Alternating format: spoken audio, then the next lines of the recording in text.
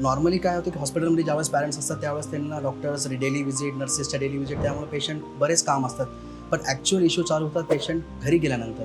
कारण घरी बघताना फक्त पॅरेंट्स असतात, तर त्यावेळेस त्यांना काही गोष्टी आहेत, जसं जे फुल टर्म न्यूबॉर्न बेबी आहे, तर घरी गेल्यानंतर त्यांनी काय बघायला पाहिजे. आयडियल स्वॅडलिंग करायला पाहिजे, बेबी वॉर्म असलं पाहिजे, स्नीझिंग, शिवरिंग करणं ह्या गोष्टी नॉर्मल आहे. हिक्कफ म्हणजे उचक्या लागणं पण नॉर्मल आहे, कारण बेबी जेव्हा फीडिंग करते त्यावेळेस ते एअर सॉल्व करते, त्यामुळे त्यांना हिक्कफ लागते.